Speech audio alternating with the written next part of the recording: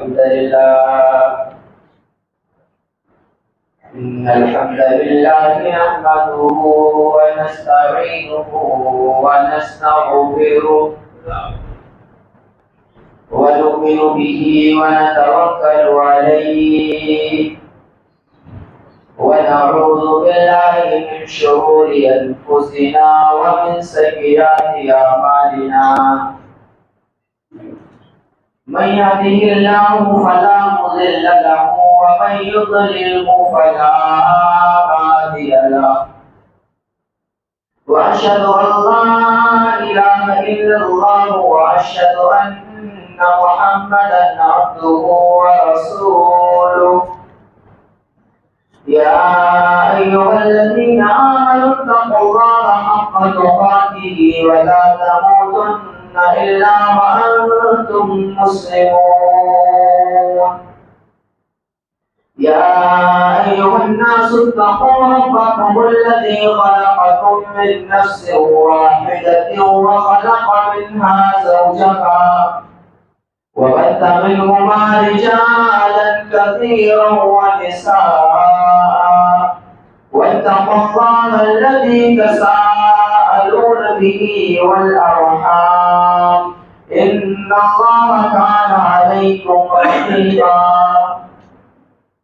يا أيها الذين آمنوا اتقوا الله وقولوا قولا سديدا يصلح لكم أعمالكم ويغفر لكم ذنوبكم ومن يطع الله ورسوله فقد فاز فوزا عظيما أما بعد فإن خير الحديث كتاب الله وخير الهدي هدي محمد صلى الله عليه وسلم وشر الأمور محدثاتها وكل محدثة بدعة وكل بدعة ضلالة وكل ضلالة في النار. أعوذ بالله من الشيطان الرجيم. بسم الله الرحمن الرحيم.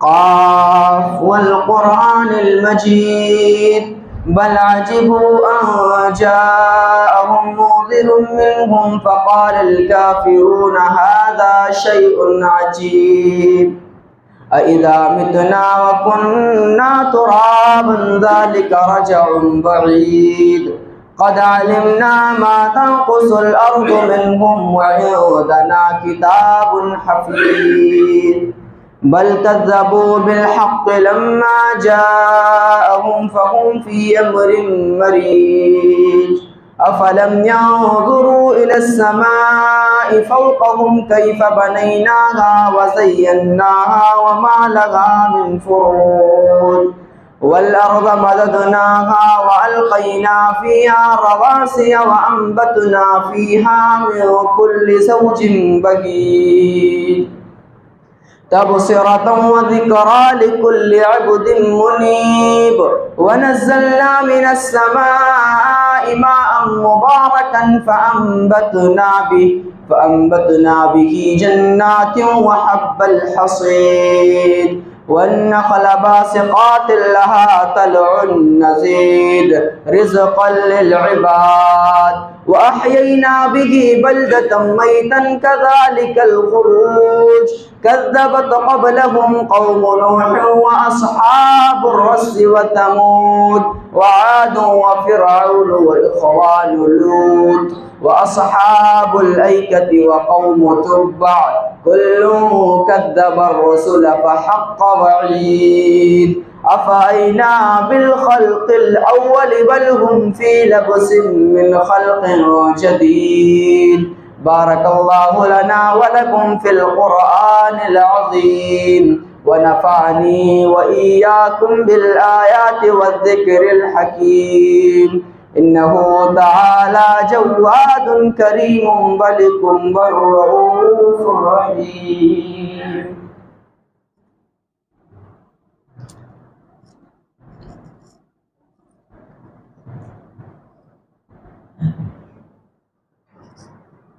إن الحمد لله إن الحمد لله نحمده ونستعينه ونستغفره ونؤمن به ونتوكل عليه ونعوذ بالله من شرور أنفسنا ومن سيئات أعمالنا من يهده الله فلا مضل له ومن يضلله فلا هادي له وأشهد أن لا إله إلا الله وأشهد أن محمدا عبده ورسوله أما بعد فإن خير الحديث كتاب الله وخير الهدي هدي محمد صلى الله عليه وسلم وشر الأمور محدثاتها وكل محدثة بدعة وكل بدعة ضلالة وكل ضلالة في النار.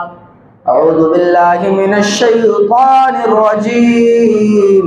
بسم الله الرحمن الرحيم. إنا أنزلناه في ليلة القدر وما أدراك ما ليلة القدر ليلة القدر خير من 1000 شهر. وقال النبي صلى الله عليه وسلم من قام ليلة القدر إيمانا واحتسابا غفر له ما تقدم من ذنبه. رب اشرح لي صدري ويسر لي أمري واحلل عقدة من لساني يفقهوا قولي. سبحانك لا علم لنا إلا ما علمتنا إنك أنت العليم الحكيم.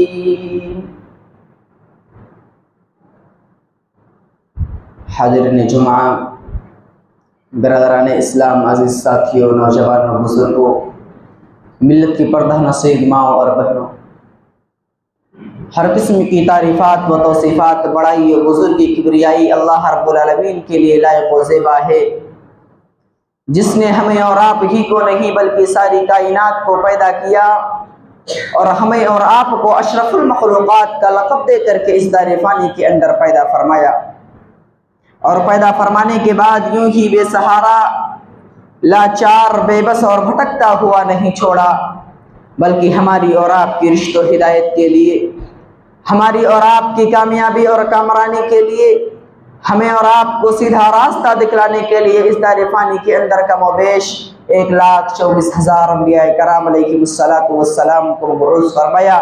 اللہ کی بے شمار درود و سلام نازل ہو ان تمام انبیاء کرام علیہ السلام پر، خصوصاً بالخصوص ہمارے اور آپ کے پیارے نبی تاجدار مدینہ احمد مجتبی محمد مصطفیٰ صلی اللہ علیہ وسلم پر۔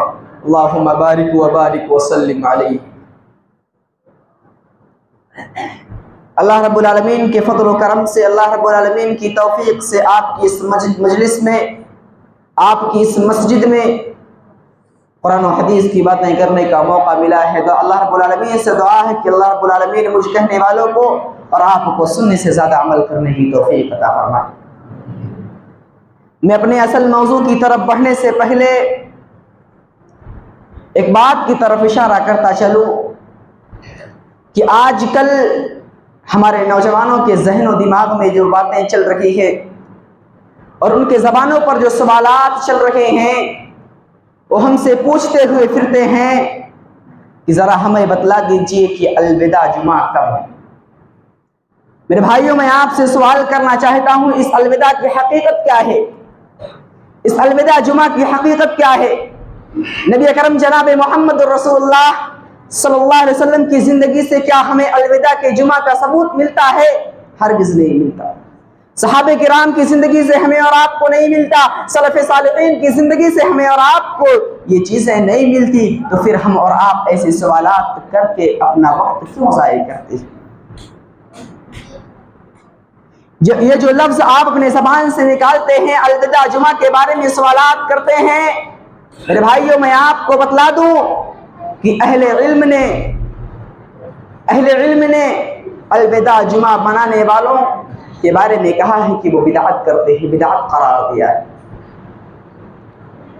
یہ چیزیں نہ اللہ کے رسول صلی اللہ علیہ وسلم کی زندگی سے ثابت ہیں، نہ صحابہ کرام کی زندگی سے ثابت ہیں، اور نہ ہی سلف صالحین رحمہ اللہ علیہ مجمعین کی زندگی سے ثابت ہیں۔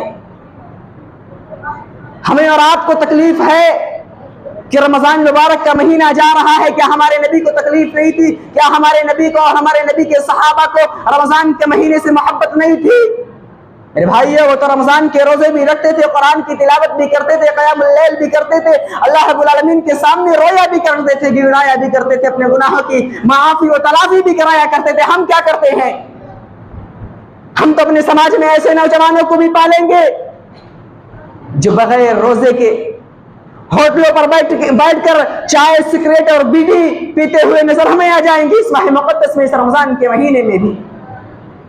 ہم نے اپنے سماج میں ایسے نوجوان بھی دیکھے ہیں جو نوجوان لیلۃ القدر کی راتوں میں قیام کرنے کے بدلے قیام نہیں کرتا، بلکہ سماج کے گاؤں کی گلی کوچوں میں گھومتا ہوا پھرتا ہے اور وہ آ کر کے سوال کرتا ہے، ہمیں بتلا دیجئے کہ الوداع جمعہ کب ہے، اس جمعہ کو ہے یا اگلے جمعہ کو ہے۔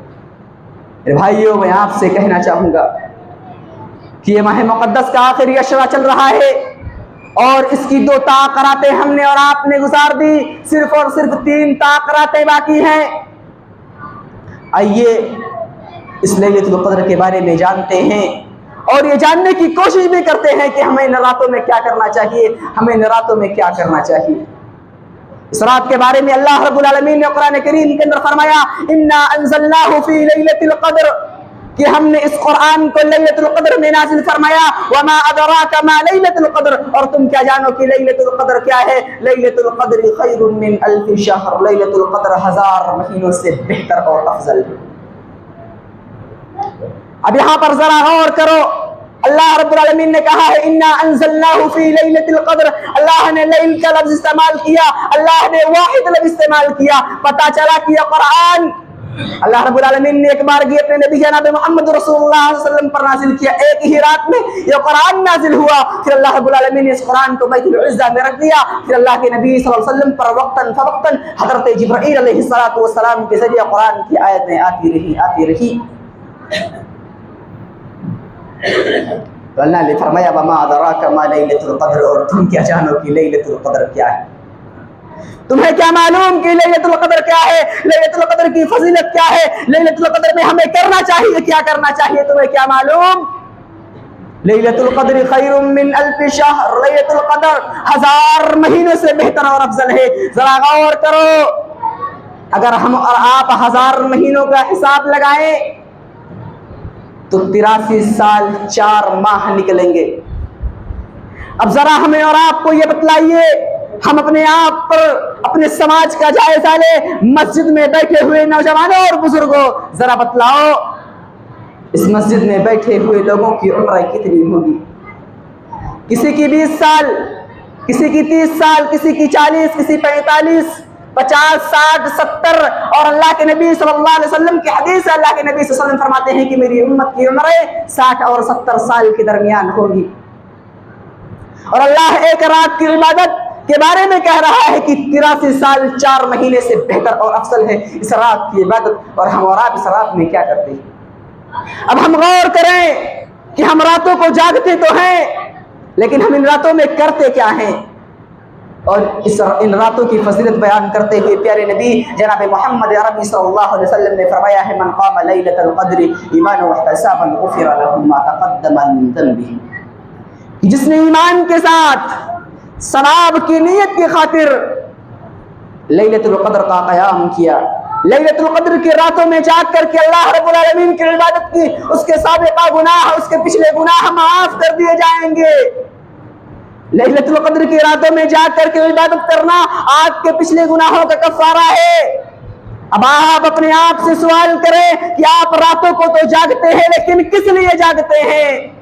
آپ راتوں کو جاگتے ہیں پارٹیاں کرنے کے لیے جاگتے ہیں، آپ راتوں کو جاگتے ہیں اپنے گاؤں کی گلی اور گوشوں میں گھومتے ہوئے نظر آتے ہیں۔ ہماری مائیں، ہماری بہنیں راتوں کو جاگتی ہیں، گھروں میں بیٹھی ہوئی ٹائم پاس کرتی ہوئی نظر آتی ہیں، انہیں اتنی توفیق نہیں ہوتی کہ اللہ رب العالمین کے سامنے آ کر کے رو لے۔ ہمارے نوجوانوں کی اتنی توفیق نہیں ہوتی کہ ہم اور آپ جو سر سے لے کر پیر تک گناہوں سے لت پت ہیں، ہماری زندگیاں گناہوں سے آلودہ ہے، ہماری زندگی میں کوئی ایسا دن نہیں گیا جس دن ہم نے اللہ کی نافرمانی نہ کی. ہماری زندگی میں کوئی ایسا دن نہیں گیا جس دن ہم نے اللہ رب العالمین کو ناراض نہ کیا. ہماری زندگی میں کوئی رات ایسی نہیں گزری جس دن ہم نے اللہ رب العالمین کو ناراض نہ کیا, گناہ نہ کیے.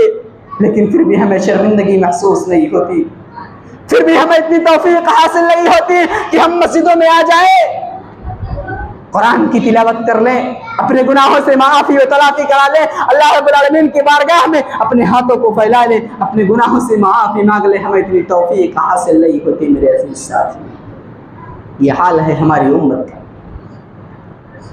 اور میرے بھائیوں میں آپ کو یہ بھی بتلاتا چلوں, اما عائشہ صدیقہ رضی اللہ تعالی عنہ بیان کرتی ہیں کہ جب رمضان مبارک کا آخری عشرہ آتا تھا تو اللہ کے نبی صلی اللہ علیہ وسلم خود بھی جاگتے تھے اور اپنے گھر والوں کو بھی جگاتے تھے اور اپنا کمر کس لیا کرتے تھے اور اللہ رب العالمین کی خوب عبادت کیا کرتے تھے. اور وہی اما عائشہ صدیقہ رضی اللہ تعالی عنہ بیان کرتی ہیں کہ میں نے اللہ کے نبی صلی اللہ علیہ وسلم سے سوال کیا, میرے محبوب نبی جناب محمد رسول اللہ صلی اللہ علیہ وسلم ذرا آپ ہمیں یہ بتلا دیجئے کہ جب میں لیلۃ القدر کو پالوں تو اس میں اللہ رب العالمین سے کیا دعا مانگوں. اللہ کے نبی صلی اللہ علیہ وسلم نے اپنی بیوی عائشہ صدیقہ رضی اللہ تعالی عنہا کو جو دعا سکھلائی تھی میرے بھائیوں, ہمیں رات کو پڑھنا چاہیے اور زیادہ سے زیادہ پڑھنا چاہیے. ذرا غور کرو, ان دعا کے الفاظ ہیں اللہم انک عفو تحب العفو فاعف عنی. اے اللہ تو گناہوں کو معاف کرنے والا ہے, معافی کو پسند کرتا ہے, اللہ تو میرے گناہوں کو معاف فرما دے. ذرا غور کرو, اللہ کی بارگاہ میں دعا کیجئے, اللہ ہم خطا کار ہیں, اللہ ہم گنہگار ہیں, ہم نے اپنی زندگی میں بڑے گناہ کیے ہیں. اللہ تو غفور رحیم ہے, اللہ تو معاف کرنے والا ہے, معافی کو پسند کرتا ہے, رونا پسند کرتا ہے, اپنے بندوں کے رونے کو پسند کرتا ہے. اللہ تمہارے گناہوں کو معاف فرما دے, اللہ ہمیں بخش دے, ہمیں جہنم سے آزاد کر دے. ہمیں اور آپ کو آخر کے مسجدوں میں دعائیں کرنی چاہیے, رونا چاہیے, اللہ رب العالمین کے سامنے کی گڑانا چاہیے. اور میرے بھائیوں میں آپ کو یہ بھی بتلاتا چلوں کہ بندے کا رونا, اللہ رب العالمین کے سامنے کی گڑانا, یہ اللہ رب العالمین کو بڑا ہی پسند ہے.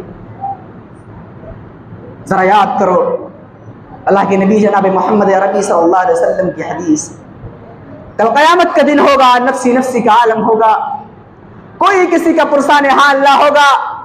وہ باپ جو آپ کے لیے, اپنی اولاد کے لیے, وہ گھر کا ذمہ دار جو اپنی فیملی کے لیے یہ بھی بھول جاتا ہے کہ حلال کر رہا ہوں کہ حرام کر رہا ہوں. وہ ماں جس نے 9 ماہ تک آپ کو اپنے پیٹ میں رکھا, 2 برس تک اپنا خون دودھ کی شکل میں پلاتی رہی, کہ قیامت کے دن وہ ماں بھی آپ کو چھوڑ کر کے چلی جائے گی, وہ باپ بھی آپ کو چھوڑ کر کے چلا جائے گا. نفسی نفسی کا عالم ہوگا, کوئی کسی کا پرسان حال نہ.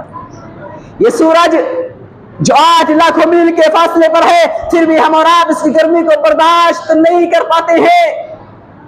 یہ سورج کل قیامت کے دن 1 میل کے فاصلے پر ہوگا, نفسی نفسی کا عالم ہوگا.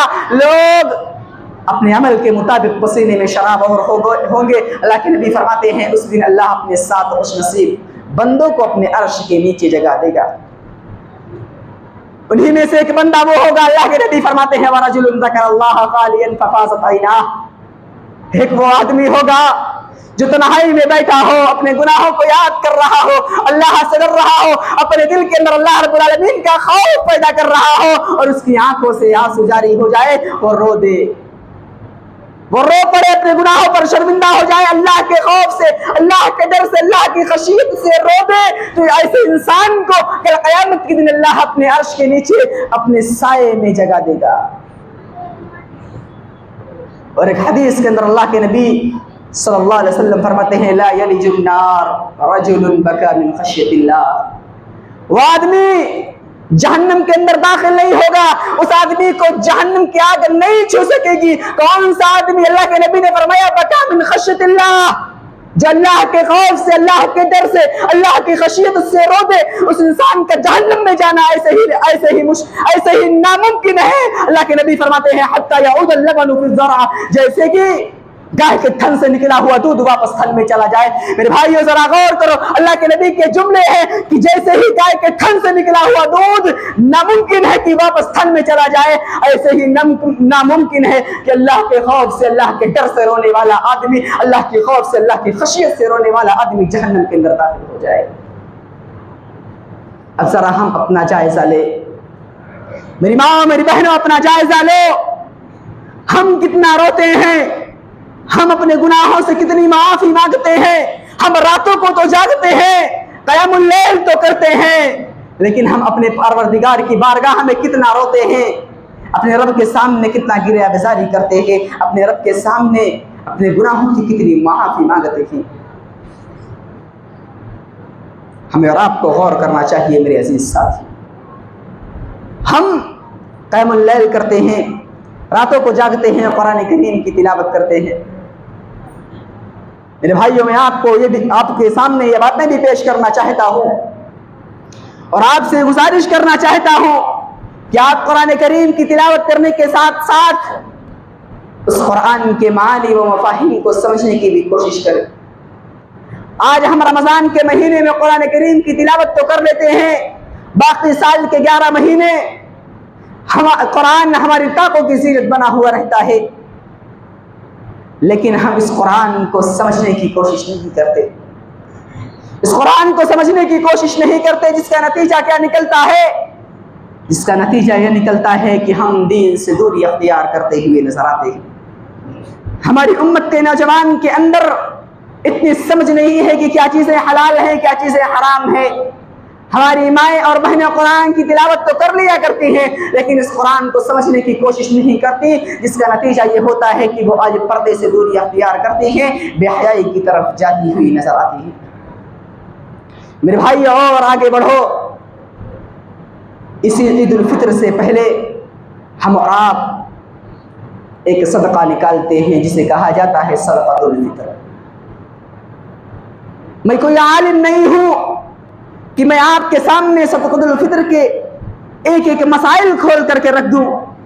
मैं जो बुनियादी बातें जानता हूं मैं आपके सामने पेश करता चलूं कि सदक़ातुल फित्र के बारे में हदीसों के अंदर आता है कि सदक़ातुल फित्र जो निकाला जाता है वो अनाज की शक्ल में निकाला जाता है। और अल्लाह के नबी सल्लल्लाहु अलैहि वसल्लम के दौर में एक सा खजूर या जौ निकाला जाता था अल्लाह के रसूल सल्लल्लाहु अलैहि वसल्लम के दौर में, और एक सा की वजन की मिक़दार उलमाए कराम ने जो लिखी है वो 2.5 किलो है, यानी कि हम और आप 2.5 किलो निकालें। अब ये सवाल पैदा होता है इसे निकालें कब? हमें मिलता है किताबों का मुताला करने के बाद हमें ये पता चलता है कि ईद उल फित्र का चांद देखने के बाद और ईद उल फित्र की नमाज अदा करने से पहले पहले ये अदा कर दिया जाए।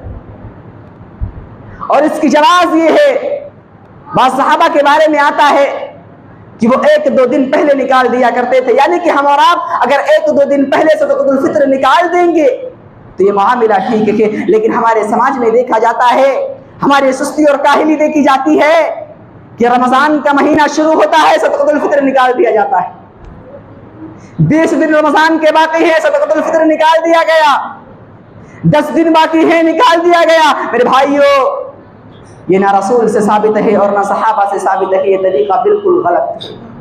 आप 1-2 दिन पहले निकालें ये तरीका जायज है, लेकिन ईद उल फित्र का चांद देखने के बाद निकालेंगे तरीका अफजल है, ज्यादा बेहतर है। लेकिन हमारे समाज के अंदर देखा जाता है कि हम रोजा रखते नहीं है, उससे पहले सदक़ातुल फित्र निकाल देते हैं। अरे भाइयों, सदक़ातुल फित्र हम और आप निकालते क्यों हैं? रोजे की हालत में हमसे जो गलतियां हो जाती हैं, हमसे जो कोताहियां हो जाती हैं, हमसे जो खताएं हो जाती हैं, हम जो झूठ बोल लिया करते हैं, ये उनका कफ़ारा है, ये सदक़ातुल फित्र उनका कफ़ारा है। मेरे अजीज साथियों, अब आप माह रमजान शुरू हो, आप सदक़ातुल फित्र निकाल दें, आप एक रोजा भी ना रखें और सदक़ातुल फित्र पहले निकाल दें, तो क्या मतलब? आपने रोजा रखा ही नहीं। जब आप रोजा नहीं रखे, आपने गलतियां तो की, आपने रोजा रखा ही नहीं, तो सदक़ातुल फित्र निकालने का क्या फायदा? इसीलिए हमें किताबों में मिलता है नबी अकरम जनाब मोहम्मद रसूलुल्लाह सल्लल्लाहु अलैहि वसल्लम के दौर में ईद उल फित्र का चांद देखने के बाद और ईद उल फित्र की नमाज अदा करने से पहले सदक़ातुल फित्र अदा किया जाता था।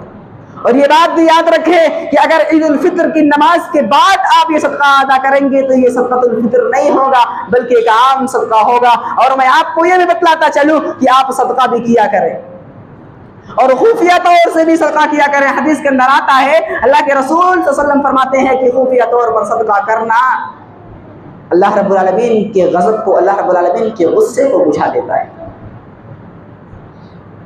میرے بھائیو، عید الفطر کا دن قریب آتا جا رہا ہے.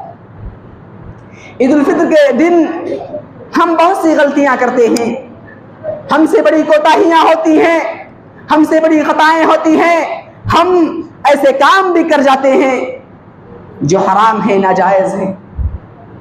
عید الفطر کی خوشی کی حالت میں ہم ایسے کام بھی کر جاتے ہیں جو حرام اور ناجائز ہیں. اور عید الفطر کی تیاریوں میں ہم اور آپ لگے ہیں، ہم اور آپ نئے کپڑے خریدنے میں لگے ہیں، نئے کرتے اور جبے بنوانے میں لگے ہیں. ہاں میرے بھائیو، خوشی کا دن ہے، آپ بالکل بنوائیں.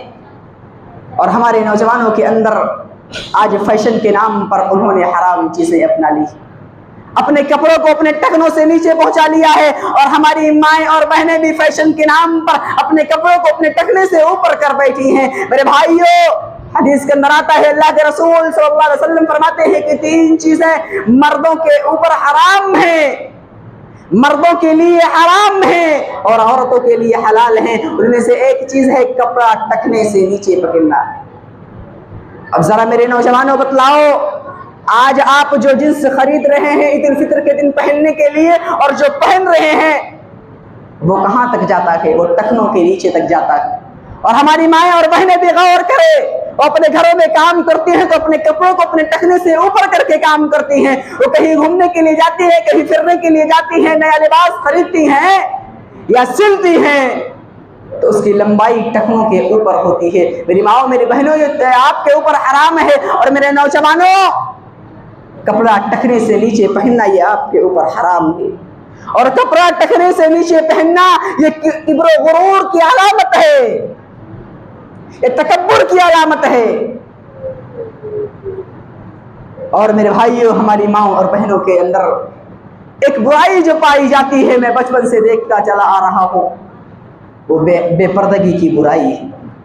اور خاص طور سے عید الفطر کے دن جب وہ اپنے معاشرے میں جاتی ہیں، اپنی سہیلیوں سے ملنے کے لیے جاتی ہیں، اپنے رشتہ داروں سے ملنے کے لیے جاتی ہیں، تو ان کا حال کیا ہوتا ہے؟ اللہ کی قسم میں اپنی آنکھوں سے دیکھی ہوئی باتیں آپ کو بتلاتا چلوں کہ اگر میں عید الفطر کے دن 100 امت کی بیٹیوں کو دیکھتا ہوں تو اس میں سے 99 بیٹیوں کو ایسا دیکھتا ہوں جو بے پردہ ہوتی ہیں، بغیر دوپٹے کے ہوتی ہیں. میری ماؤں، میری بہنوں، ذرا غور کرو. قرآن کریم جیسی مقدس کتاب، جو کتاب ساری انسانیت کے لیے ہدایت ہے، جس کتاب کے اندر لکھا گیا ایک ایک حرف حق ہے، سچ ہے، اس کتاب کے اندر اللہ رب العالمین نے آپ کو دوپٹہ رکھنے کا طریقہ اور سلیقہ سکھلایا ہے. اللہ نے کہا ہے وَلْيَضْرِبْنَ بِخُمُرِهِنَّ عَلَى جُيُوبِهِنَّ. میری ماں، میری بہنوں، ذرا غور کرو. آپ قرآن پڑھتی ہیں، آپ حدیث پڑھتی ہیں، آپ قرآن کی تعلیم حاصل کرتی ہیں، حدیث کی تعلیم حاصل کرتی ہیں، لیکن بڑے افسوس کے ساتھ یہ کہنا پڑتا ہے کہ آج ہماری امت کی وہی بیٹیاں جو قرآن پڑھتی ہیں، جو حدیث پڑھتی ہیں، قرآن کو سمجھنے کی کوشش کرتی ہیں، کالجوں میں جانے کے بجائے وہ دینی مدارس میں جاتی ہیں، قرآن کی تعلیم حاصل کرتی ہیں، حدیث کی تعلیم حاصل کرتی ہیں. آج وہی امت کی بیٹیاں اپنے سروں سے اپنے دوپٹے کو اتار کر پھینکنے کے لیے تیار ہیں اور پھینک چکی ہیں، اور بے حیائی کی طرف، بے پردگی کی طرف جاتی ہے اور جاتی ہوئی نظر آتی ہے. اور کوئی بھی نیا فیشن نکلے، کوئی بھی نیا کپڑا نکلے، ہماری ماؤں کو، ہماری بہنوں کو سب سے پہلے وہ کپڑا چاہیے. اور قوم کے لوگ بعد میں خریدیں گے، پیچھے رہ جائیں گے، چلے گا، لیکن امت مسلمہ کی بیٹیاں اس میں پیچھے نہیں رہ سکتی. اور کیسا لباس پہنتی ہیں میرے عزیز ساتھیوں؟ ایسا لباس جس لباس کو اللہ کے رسول صلی اللہ علیہ وسلم نے جہنمی لباس قرار دیا ہے. ایک حدیث بیان کر کے اپنی باتوں کو ختم کرنا چاہوں گا، وقت پورا ہو چکا. میری ماں، میری بہنوں، ذرا غور سے سنیے گا. آپ جو لباس استعمال کرتی ہیں، اللہ کے رسول صلی اللہ علیہ وسلم نے اس لباس کو جہنمی لباس قرار دیا ہے. نبی اکرم جناب محمد رسول اللہ صلی اللہ علیہ وسلم بیان فرماتے ہیں کہ 2 قسم کے جہنمیوں کو میں نے ابھی تک نہیں دیکھا ہے. ایک تو وہ لوگ ہوں گے جن کے پاس گائے کی دموں کے ماری کوڑے ہوں گے جن سے وہ لوگوں کو ہانکیں گے, جن لوگوں کو ماریں گے. دوسری وہ عورتیں ہوں گی جو کپڑا پہننے کے باوجود ننگی ہوں گی, برہنہ ہوں گی. اس دور کا سارا فیشن اللہ کے رسول صلی اللہ علیہ وسلم نے ایک جملے میں بیان کر دیا کہ ایسی عورتیں ہوں گی جو کپڑا پہننے کے باوجود ننگی ہوں گی, برہنہ ہوں گی. ایسی عورتیں جنت کے اندر داخل نہیں ہوں گی, اور جنت میں جانا تو دور کی بات, وہ جنت کی خوشبو بھی نہیں پائیں گی, حالانکہ جنت کی خوشبو تو بہت دور سے محسوس کی جا رہی ہوگی. میری ماں اور میری بہنوں, اپنا جائزہ لو, اپنے لباس کو سدھارو اور اسلامی لباس پہننے کی کوششیں کرو. یہ پردہ جسے آج آپ نہیں کرنا چاہتی ہیں, یہ پردہ آپ کی پہچان ہے, یہ پردہ آپ کی آئیڈینٹی ہے. دعا ہے کہ رب العالمین ہمیں اس ماہ مقدس کے جو چند ایام بچے ہوئے کہ ان میں عبادات کی توفیق عطا فرما. رب العالمین ہمیں ان ایام میں قرآن کریم کی زیادہ سے زیادہ تلاوتیں کرنے کی توفیق عطا فرما. رب العالمین ہم نے جو خطائیں کی ہیں, ہم نے جو غلطیاں کی ہیں, اللہ تو ان غلطیوں کو معاف فرما دے. رب العالمین ہمیں رمضان مبارک کے مہینے کی طرح سال کے 11 مہینے نماز قائم کرنے کی توفیق عطا فرما دے. رب العالمین جب تک ہمیں سر زمین پر زندہ رکھ, ایمان و اسلام پر قائم و دائم رکھ, اور جب ہمارا خاتمہ ہو ایمان و اسلام پر ہو.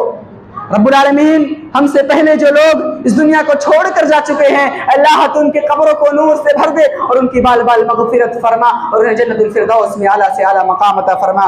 آمین. ان اللہ وملائکته یصلون علی النبی یا ایھا الذین آمنوا صلوا علیہ وسلموا تسلیما. اللهم صل علی محمد وعلى آل محمد كما صليت على ابراہیم وعلى آل ابراہیم انك حمید مجید.